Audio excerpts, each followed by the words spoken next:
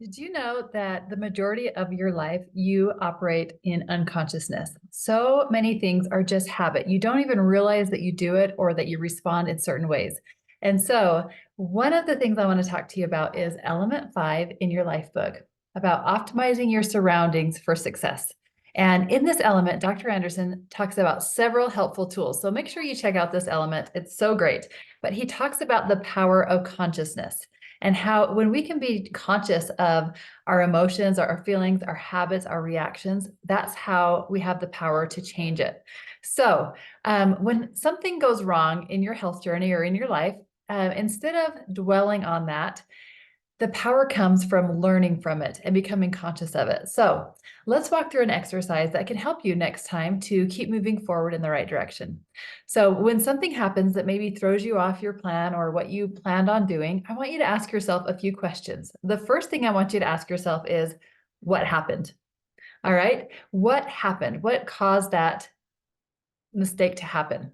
And then what did you want to have happen? If you could go back and show up as the best version of you, what would you do differently? And then what's missing? So that's really where you make that plan of what you're going to do differently next time.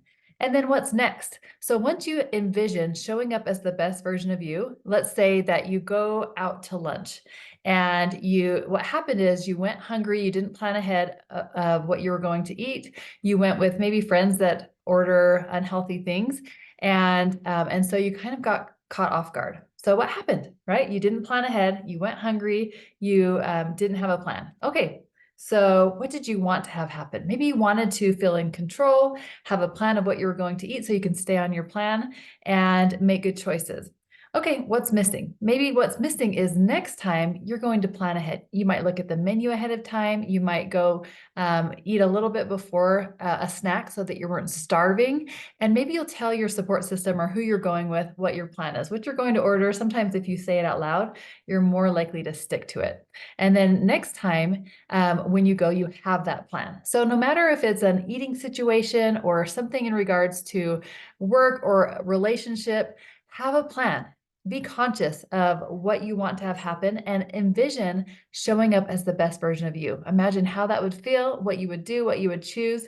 It's very powerful when we are conscious of our actions and have a plan of what we want to make happen.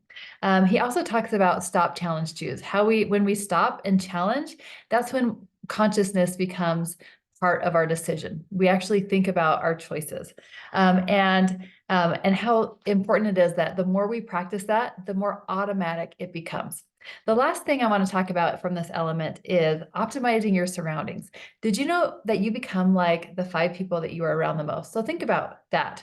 Think about what your values are. What are you working to create as your identity that is most important to you? So, for example, if you want your identity to be a healthy person, are you surrounding yourself with other healthy people? Talking about health-minded things, doing active things, making good choices. If not, then you're probably not optimizing your surroundings. What if one of your goals is to have a strong, healthy marriage? If you surround yourself with unhealthy people, maybe all your friends are divorced or single or talk negative about their spouse, it's unlikely that you will have a strong relationship in your own marriage. So do you get the point? Think about what your values are, what's most important, and make sure that you're surrounding yourself with people and environments that encourage that value. One of my favorite things as far as our surroundings and the support system that Optavia provides is our daily win calls. Did you know that we have 2 calls every day that is a morning and a nighttime call that you can hop on for 15 minutes and surround yourself with like-minded positive people? We do 5 minutes of celebration, 5 minutes of a topic from the life book, and 5 minutes of guided breathing. I'll put the link below. Hop on this week and see what a difference it makes to surround yourself with like-minded, healthy people. Have a great week.